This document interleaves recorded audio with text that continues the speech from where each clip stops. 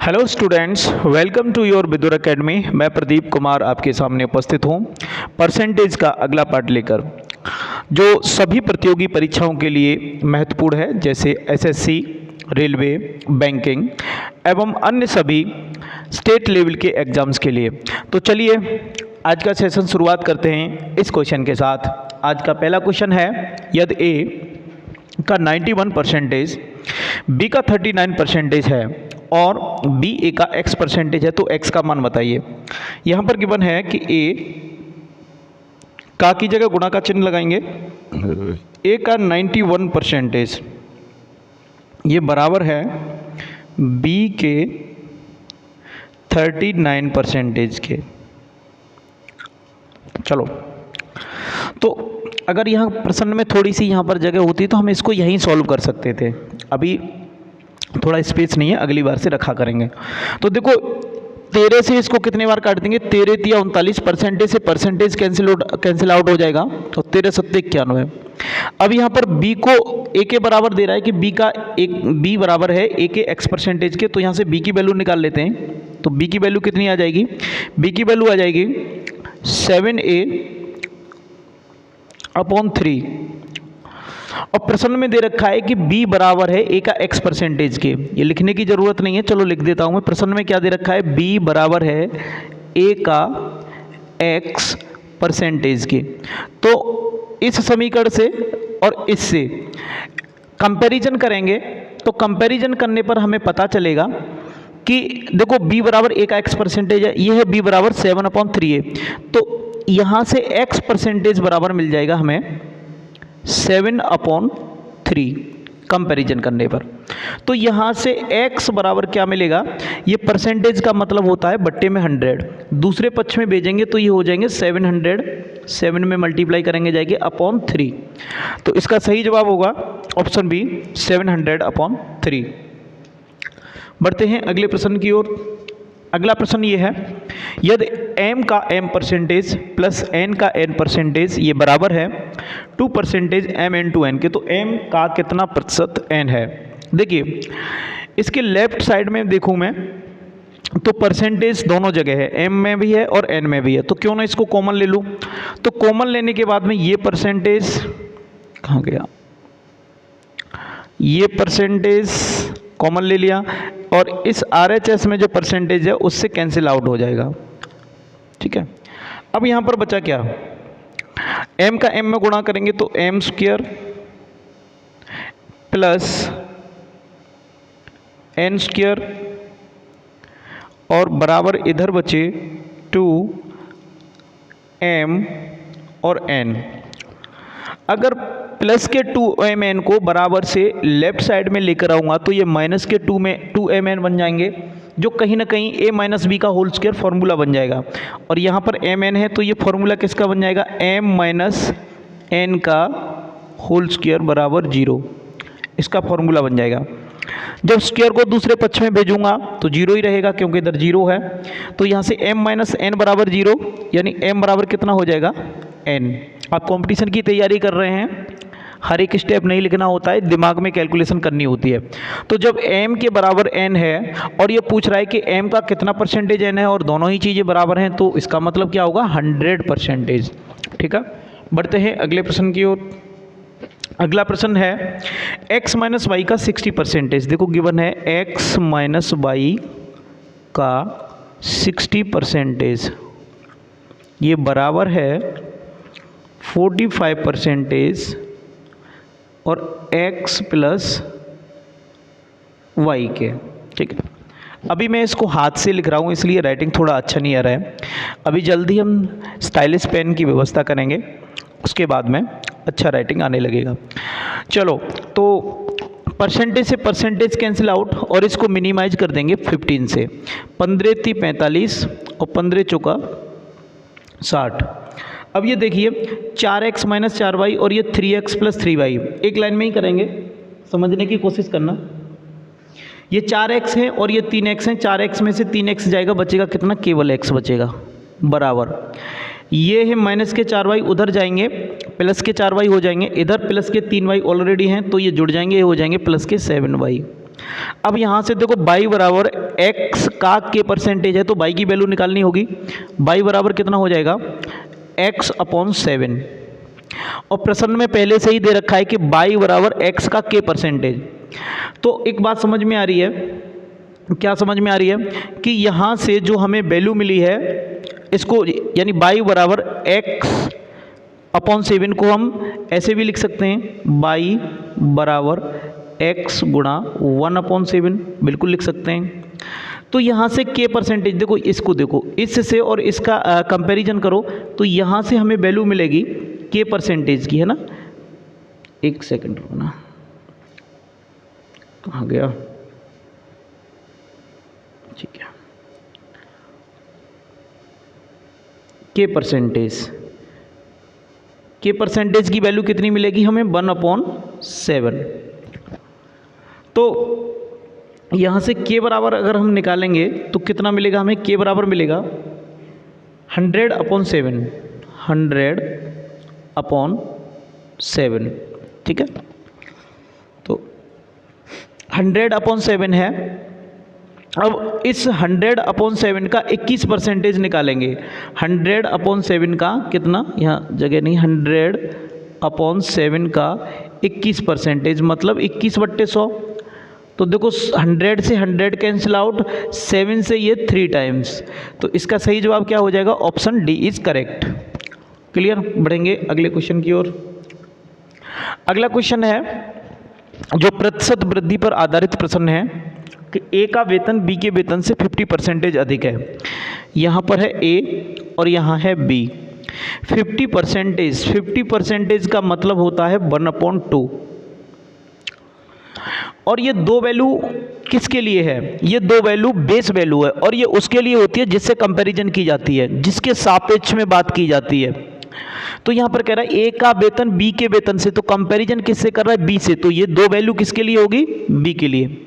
और ये बन क्या है, ये चेंज होगा।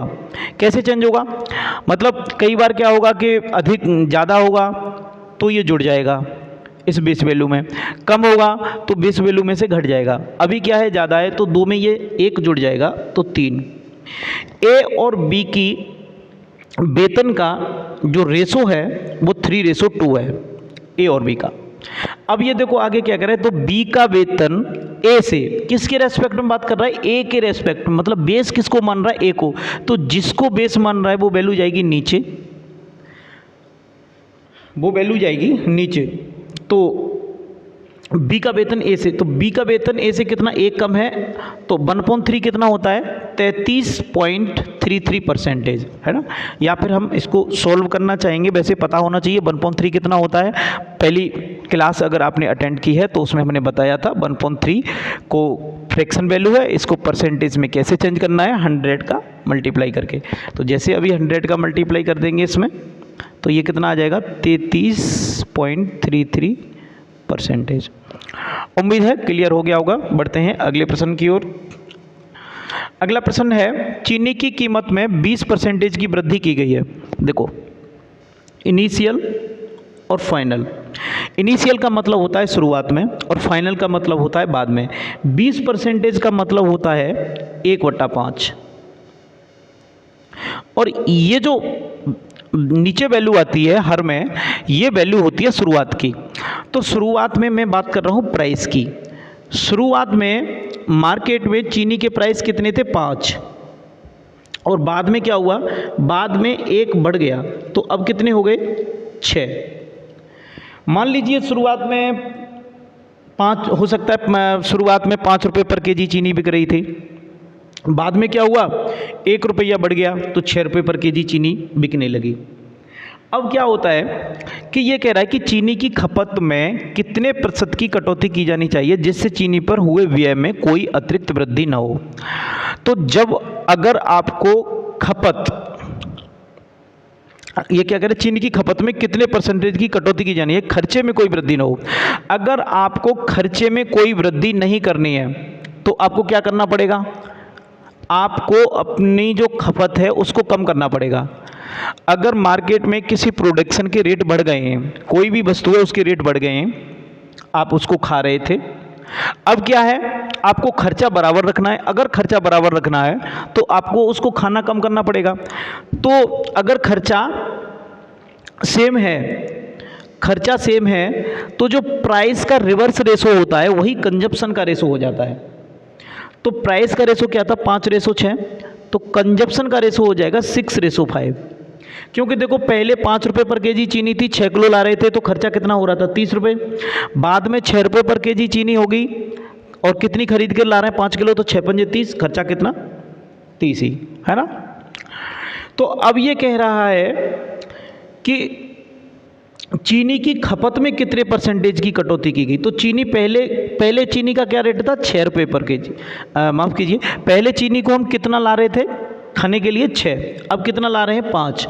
तो हमने अपनी खपत में 6 को बेस मानते हुए 1 की कमी कर दी, और ये कितना हो जाता है, हम सबको पता है 1.6 कितना होता है, पहली क्लास में बताया था, 16.66%।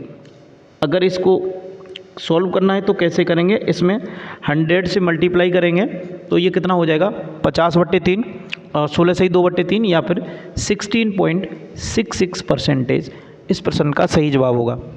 चलो बढ़ते हैं अगले प्रश्न की ओर। सेम क्वेश्चन है, खाद्य तेल की कीमत में 25% की वृद्धि की गई है। तो देखो 25% इनिशियल और फाइनल हम बात करते हैं प्राइस की। 25% का मतलब होता है 1.4, तो ये बेस कीमत है शुरुआत वाली। शुरुआत में क्या था, रेट 4 था, और इस बार भी देखो 1 बढ़ाए तो बाद में कितना हो जाएगा, 5 हो जाएगा। अगर आपको खर्चा सेम रखना है तो जो प्राइस का रेशो है उसको रिवर्स करना होगा, तो आपको कंजप्शन का रेशो मिल जाएगा 5:4। अब उसी बजट को बनाए रखने के लिए परिवार को अपने उपभोग में कितने प्रतिशत की कमी करनी होगी। तो पहले उपभोग कितना था, 5, ये है शुरुआत वाला, और बाद में क्या किया, 1 कम कर दिया, तो 1.5 कितना होता है, 20%। तो कितनी कमी करनी होगी, 20% की। चलो बढ़ते हैं अगले क्वेश्चन की ओर। अगला है, ए का वेतन बी के वेतन से 30% अधिक है। यहाँ ए है और यहाँ बी है, और 30% का मतलब होता है 3/10। और ये जो नीचे वैल्यू आती है हर में, ये वैल्यू जिसे कंपैरिजन होता है उसके लिए होती है। तो ए का वेतन बी के वेतन से, कंपैरिजन किससे हो रहा है, बी से।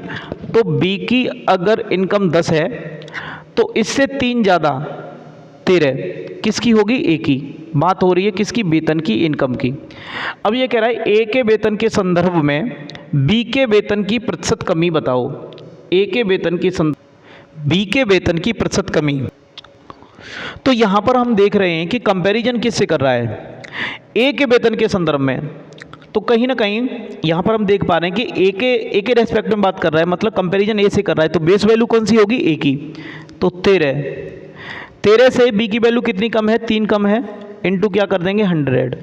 ठीक है, तो यहाँ से परसेंटेज कितना निकल के आ जाएगा, देखो बट्टे में 13 एक ही ऑप्शन में है, ये 70% है, ये 20% है, ये 30% है। एक ही ऑप्शन ऐसा है जो 23 सही 1/13% है, और बट्टे में क्या आना चाहिए, हर में आना चाहिए 13। तो इसका सही जवाब हो जाएगा 23 सही 1/13%। कंपटीशन में ऑप्शन का बहुत बड़ा रोल होता है। बहुत सारे क्वेश्चंस बाई ऑप्शंस करने होते हैं, ऑप्शन ध्यान में रखते हुए, ये बात ध्यान रखना। चलो बढ़ते हैं अगले क्वेश्चन की ओर। अगला प्रश्न है कि एक पंखे के मूल्य को 40% कम करने पर उसकी बिक्री 50% से बढ़ जाती है, उसके राजस्व में कितने प्रतिशत की वृद्धि अथवा कमी होगी। देखो पहले मैं इसको डिटेल में बताता हूँ, उसके बाद में जल्दी कैसे करेंगे ये देखेंगे। देखो इनिशियल और फाइनल, ठीक है। 40% का मतलब होता है 2/5। बात कर रहे हैं पंखे के प्राइस की। 40% का मतलब क्या होता है, 2/5। तो शुरुआत में पंखे का मूल्य 5 था और 2 कम हो जाता है, बाद में कितना हो गया, 3। जब प्राइस जैसे ही कम हुआ तो उसकी बिक्री की बात करें तो बिक्री 50% बढ़ गई। अब 50% का मतलब होता है 1.2, तो ये शुरुआत की वैल्यू है। तो शुरुआत में कितना, 2 यूनिट पंखे बिक रहे थे, बाद में 1 और बढ़ गया, यानी 3 यूनिट पंखे बिकने लगे। और हमें राजस्व निकालना है, तो राजस्व कैसे निकलेगा, प्राइस का सेलिंग में मल्टीप्लाई करके। तो यहाँ से हमें राजस्व मिल जाएगा, 5 का 2 में गुणा करेंगे 10, और 3 का 3 में गुणा करेंगे 9। तो पहले की बात करें तो पहले 10 रेवेन्यू कितना जनरेट हो रहा था 10, और बाद में कितना हो रहा है 9। तो कहीं ना कहीं हम देख रहे हैं कि घाटा हो रहा है 10 पर 1 घाटा हो रहा है, इंटू 100 करेंगे, ठीक है। 0 से ये 0 कैंसिल आउट और यहाँ से निकलेगा 10%। 10% क्या है, घाटा है। तो इस प्रश्न का सही जवाब हो जाएगा 10% की कमी। ये हमने डिटेल में देखा, लेकिन इतना सब क्यों लिखें, हम इसको जल्दी भी कर सकते हैं। हम डायरेक्ट रेवेन्यू क्यों नहीं निकाल लेते, क्योंकि हमें पता है रेवेन्यू क्या होता है। रेवेन्यू वास्तव में product of price and sale होता है, यानी जितना सामान बिक रहा है उसका और जितना प्राइस है, प्राइस का और सेलिंग का, इनका मल्टीप्लाई करा देंगे तो हमें रेवेन्यू मिल जाता है। तो चलो बात करेंगे, शुरुआत में क्या हो रहा था, पंखे के मूल्य को 40% कम किया जा रहा था। तो 40% का मतलब 2/5, तो 5 से कितना हो रहा है, 5 से हो रहा है 3, ठीक है। उसके बाद बिक्री बढ़ जाती है 50%। 50% का मतलब 1/2, तो 2 से कितना हो रहा है 3। डायरेक्ट लिखो, क्यों लिख रहे हो ये सब। तो देखो यहाँ पर देखो, शुरुआत में रेवेन्यू कितना था 10, 10 से बाद में कितना हो जाता है 9, तो घाटा हो रहा है 10 पर 1 का, और 1/10 कितना होता है सबको पता है 10%, बताया जाता पहली क्लास में। तो 10% की क्या हो रही है, कमी हो रही है। उम्मीद है क्लियर हो गया होगा। बढ़ते हैं अगले क्वेश्चन की ओर। अगला क्वेश्चन भी ऐसा ही है, ये कह रहा है प्रेक्षागृह की सीटों की संख्या में 25% की वृद्धि की गई है और टिकटों की कीमत में 12% की वृद्धि की गई है। तो उस प्रेक्षागृह की आय में कितनी वृद्धि होगी। देखो प्रेक्षागृह की आय कैसे निकलेगी ये ध्यान रखना, सीटों की संख्या का टिकटों की संख्या में मल्टीप्लाई करेंगे तो हमें उस प्रेक्षागृह की आय मिलेगी। तो शुरुआत की बात करें तो सीटों की संख्या थी 25%, और उस 25% का मतलब होता है 1/4। तो शुरुआत में सीटों की संख्या 4 थी और बाद में कितनी हो गई, 5 हो गई। लेकिन टिकटों की संख्या 12% की वृद्धि कर जाती है। तो 12% का मतलब 12/100, 4 से 3 बार और 4 से 25 टाइम्स, यानी 12% को हम 3/25 भी लिख सकते हैं। तो टिकटों की अगर हम बात करें तो शुरुआत में टिकटें कितनी बिक रही थी 25, और 3 और बढ़ गई तो बाद में कितनी बिकने लगी 28, है ना। एक सेकेंड, ठीक है, बाद में कितनी बिकने लगी 28, ओके। अब देखो इसको सॉल्व कर लेते हैं। यहीं 5 से ये 25 5 टाइम्स और 4 से ये 7 टाइम्स। तो ये कह रहा है कि तदनुसार प्रेक्षागृह की आय में कितने प्रतिशत की वृद्धि होती है। तो शुरुआत में आय कितनी थी 5, बाद में 7 हो गई, तो बेस वैल्यू तो 5 ही है, 5 पर बढ़ा कितना 2, तो 1/5 20% होता है, और ये है 2/5 मतलब दुगना है, तो ये कितना हो जाएगा 40%। तो प्रेक्षागृह की आय कितनी बढ़ गई 40%। Option A is correct. बढ़ते हैं अगले प्रश्न की ओर। अगला प्रश्न है, यदि एक संख्या में 25% की वृद्धि कर दी जाए, देखो ये भी सेम ही है, उससे प्राप्त संख्या में 25% की कमी कर दी जाए तो अंतिम प्रतिशत वृद्धि या कमी क्या होगी, जो भी हो। तो जो फाइनल रिजल्ट की बात कर रहा है ये फाइनल रिजल्ट, तो चलो फाइनल रिजल्ट निकाल लेते हैं। पहले 25% की वृद्धि की गई थी, तो 25% का मतलब 1/4, तो 4 से क्या कर दिया 5। बाद में 25% की कमी कर दी जाती है, 25% का मतलब 1/4 होता है, तो बाद में क्या कर दिया 4 से 3। तो देखो ओवरऑल अगर हम शुरुआत की बात करें तो शुरुआत में कितना था, शुरुआत में जो रिजल्ट बन रहा था वो कितना था 16, और बाद में कितना है 15।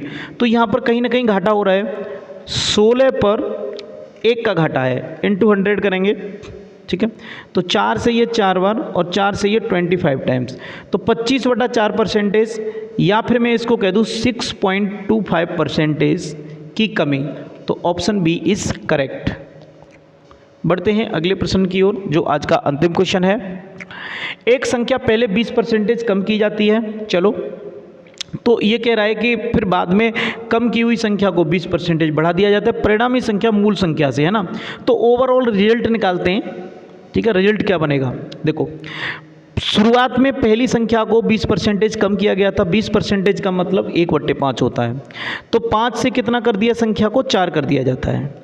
फिर इस कम की हुई संख्या को 20% बढ़ा दिया जाता है, तो मतलब 5 से कितना कर दिया जाएगा, 6 कर दिया जाएगा। 1/5, 5 से 6। तो ये है मूल संख्या और ये है बाद वाली संख्या, परिणामी संख्या कह सकते हैं इसको। ये मूल संख्या है, ये मूल, और ये परिणामी। अब प्रश्न में कह रहा है कि परिणामी संख्या मूल संख्या से 20 कम है, लेकिन हम अपने अनुसार देख रहे हैं तो ये 24 है, ये 25 है, 1 कम है, और क्वेश्चन के अनुसार कितना, 20 कम है, तो 1 बराबर कितना हो जाएगा, 20। अब ये कह रहा है मूल संख्या क्या है, तो मूल संख्या निकालने के लिए 25 ये रेशो है, एग्जैक्ट वैल्यू निकालने के लिए तुम्हें यहाँ पर 20 में गुणा कराना पड़ेगा। तो ये कितना हो जाएगा, 25 दूनी 50 यानी 500। तो इस प्रश्न का सही जवाब क्या होगा, 500। आज के लिए बस इतना ही। बने रहिए हमारे साथ। वीडियो को ज़्यादा से ज़्यादा अपने दोस्तों में शेयर कीजिए, और अभी तक आपने चैनल को सब्सक्राइब नहीं किया है तो चैनल को सब्सक्राइब करो। और ऐसे ही हम 1 बाय 1 पूरा चैप्टर ख़त्म करेंगे। चैप्टर के साथ साथ में ही पूरी की पूरी हम बुक ख़त्म करने वाले हैं। मतलब जैसे कि जितना भी इम्पोर्टेंट है, एसएससी, रेलवे, बैंकिंग, सभी को ध्यान में रखते हुए हम सारे क्वेश्चंस कराने वाले हैं, और सारे चैप्टर से। तो थैंक्स फॉर वॉचिंग। मिलते हैं अगली वीडियो में।